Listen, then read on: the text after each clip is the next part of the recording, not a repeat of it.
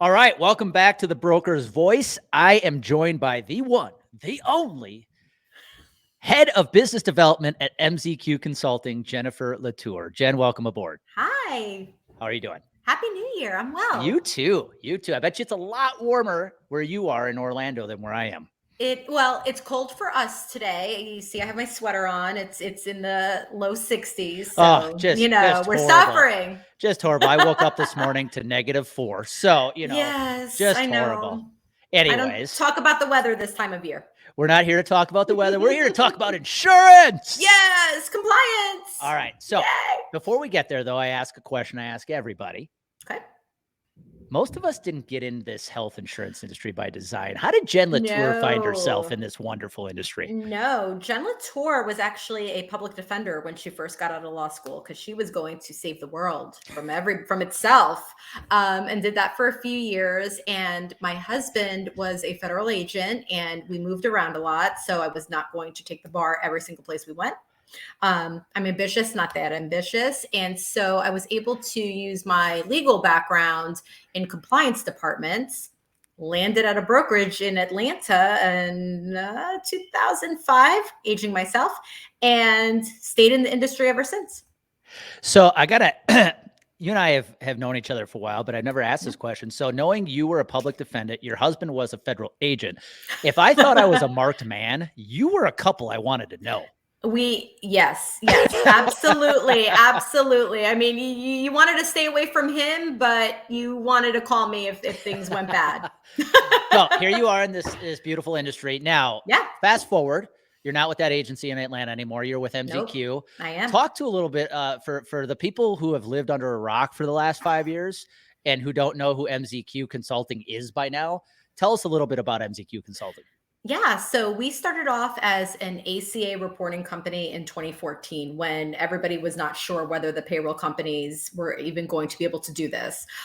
In 2016, when the ACA was in question because of the change in the administration, our CEO, Jen Berman, which I'm sure everybody's watching this knows, and myself kind of were, talking like, okay, what are our superpowers? What else can we do? And well, compliance. She's an ERISA attorney by trade. I had been, in ERISA for many years at this point. So what else can we do? So we still have the ACA side of the house, which is going crazy right now. And we also do benefits compliance. So things like these fun NQTL analyses, non-discrimination testing, all the stuff that makes people's eyes glaze over, but that we really like to do.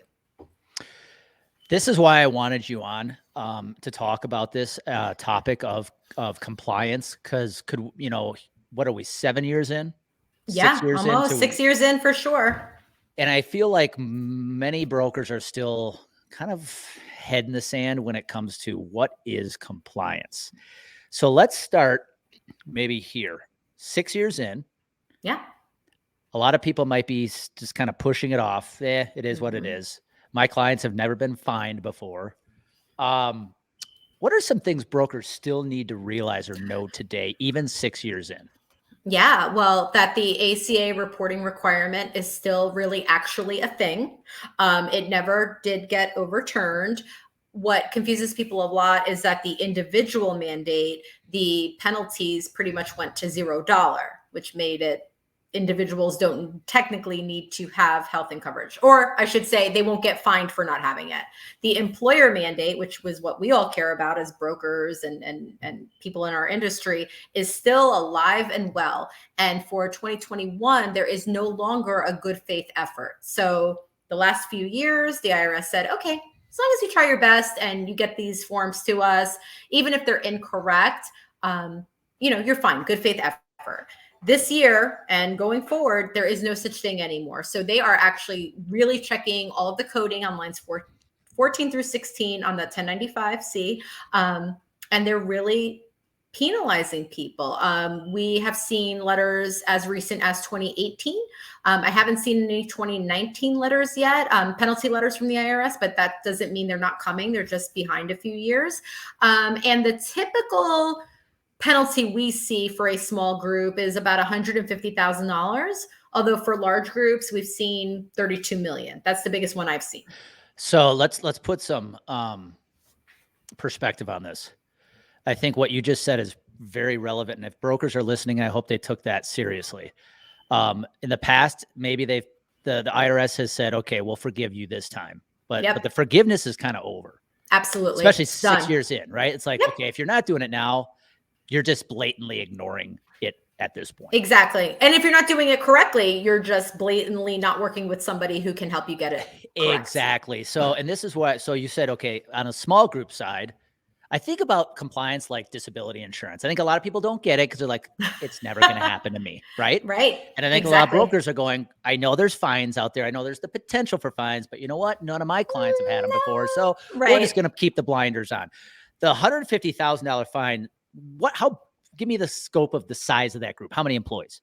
Less than 150. Whew. Yeah. So if you're a broker with a 90 life group, and you fail to do this, and the IRS comes knocking, we could be talking about a fine that's to the tune of 6 figures.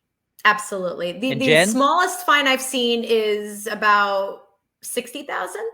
But that's not on average. Whether it is a 60,000 fine or a $32 million fine. Yeah. Who is that employer going to turn to when they get that notice in the mail? Their broker. Who is that employer probably going to blame? Their broker. And so this is why, for the brokers listening in, you have to take this stuff seriously. Now, let's get into what the shift then. Okay, cool. Now I know I need to do this. Yep. We also see a lot of brokers who just think they need to check the box and get it done on the cheap. What are some things when now that you got brokers going, okay, we've got to get this done. Where do we turn? What are some things they need to look out for? Absolutely. Just like anything in life, cheaper is not always better.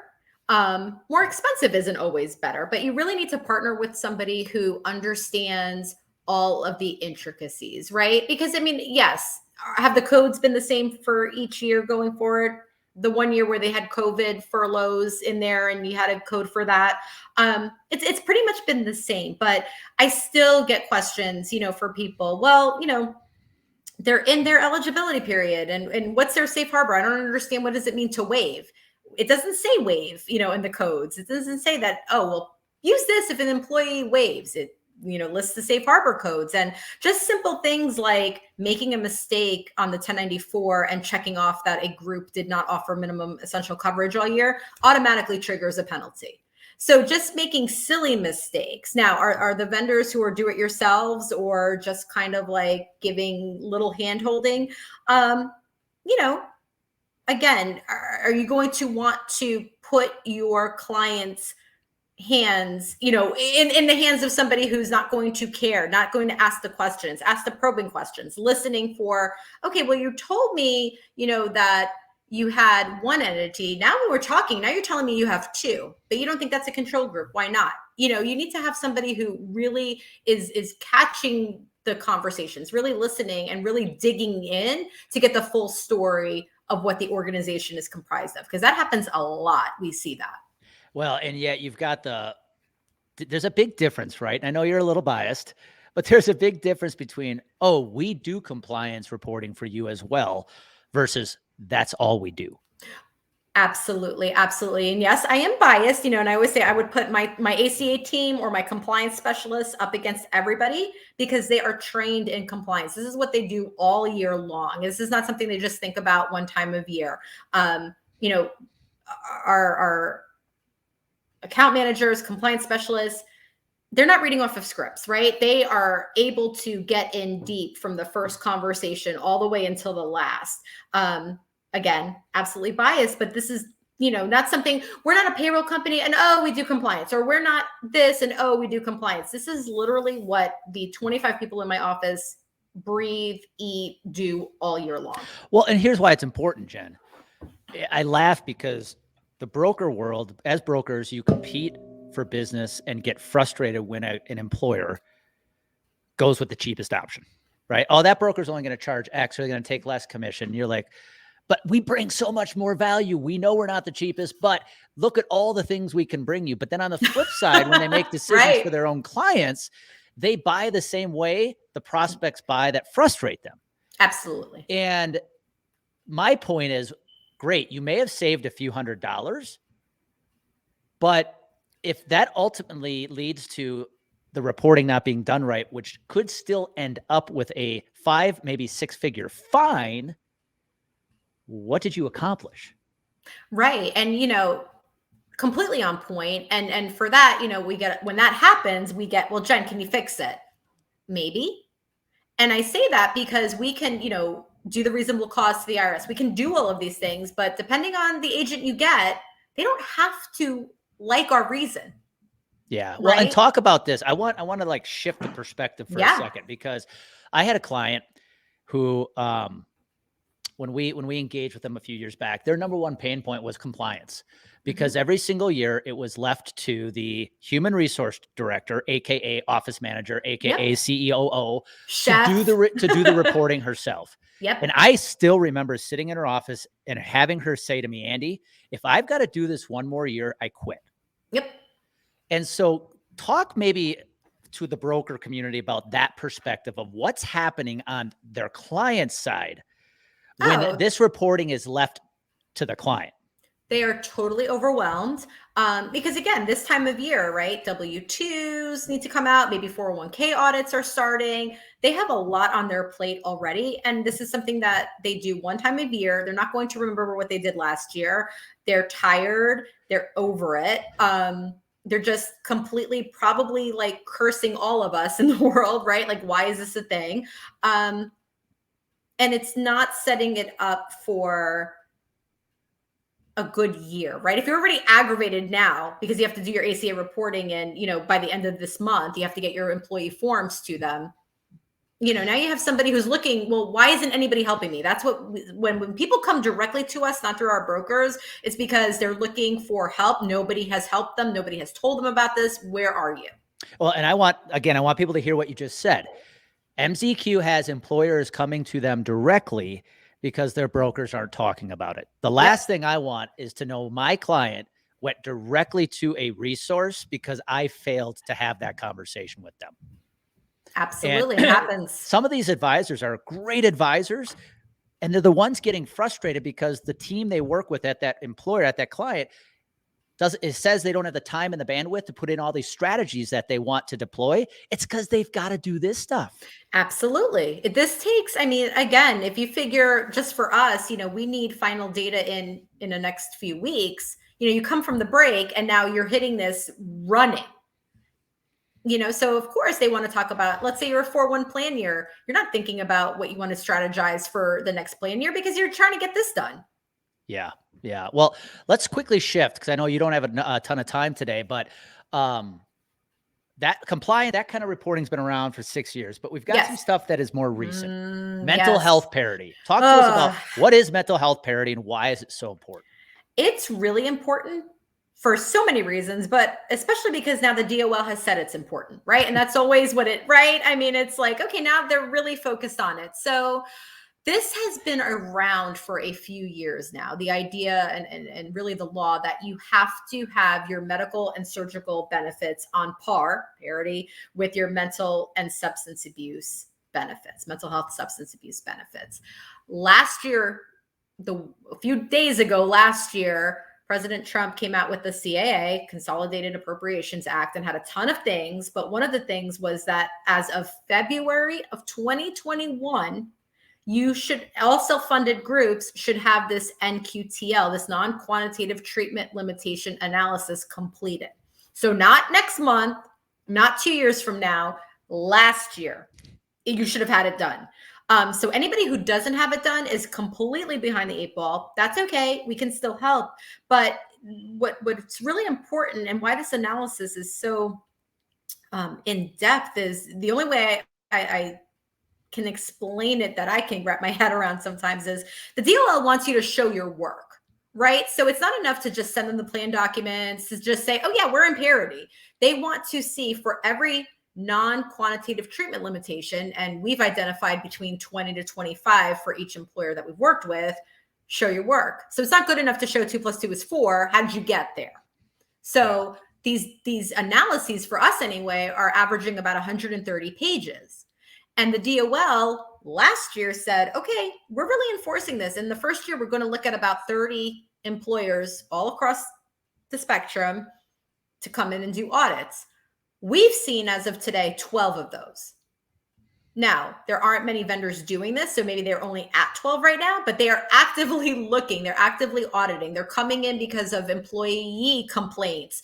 The worst thing that we've seen so far in a DOL audit is, and then this will hurt everybody's feelings right now, they are making the group go back 3 or 4 years and reevaluate all the claims.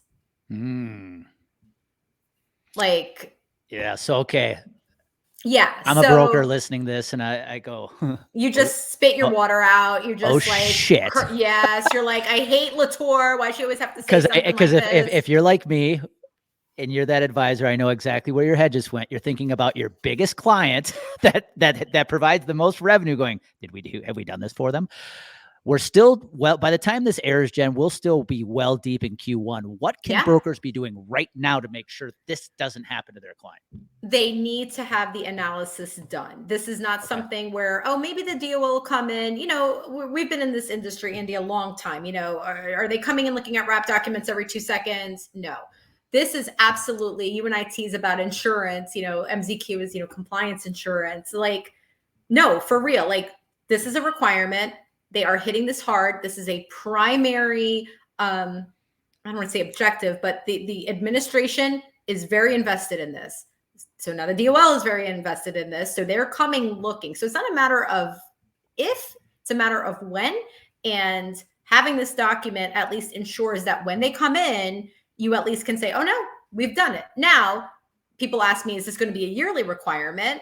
And we say yes, because the DOL does not want a stale document. So we can do one today, but if you don't come back to me in 3 years and they come in, are you still doing things the same? You know, this is definitely something that is going to be yearly and something that every self-funded group needs to do, not just over a certain size, every single one. Well, I like to refer to you guys as happy client insurance. If you want to go to bed at night knowing your clients are taken care of and there's no gaps covered, MZQ, the compliance piece, is one you have to cover. They're happy client insurance if you want to keep your clients happy. So last question, Jen. Yes. I'm a broker. I go, crap, I'm not sure if we're doing this or not, or I blatantly know we're not doing this.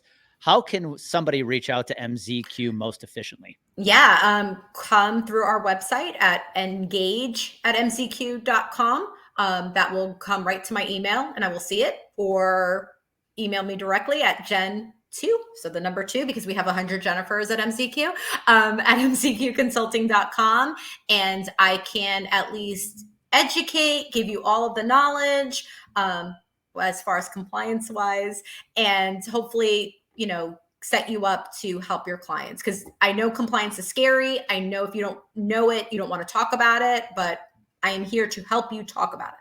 Well, Jen, thank you for jumping on. I know you're busy. Guys, I hope you took this seriously. I wanted Jen on because the IRS, the DOL, they're coming. They're going to be finding people. And the last thing I want for you is to have one of your most important clients be left out in the dark, because when they get that letter in the mail, guess what? They're not going to go, oh, shucks, our fault. They're going to point the finger at you. So don't be left out in the dark. Don't lose a very, very good client because of a small gap you missed, or I should say a huge gap you chose to overlook. So Jen, thank you. Thank you. Happy for everybody New else, Year. you too, for everybody else listening in. Hey, Jen just gave you a lot of clarity around compliance, and we know clarity and confidence collide, action happens. So take that action, help ensure your clients are meeting their compliance requirements. Take care. Thank you.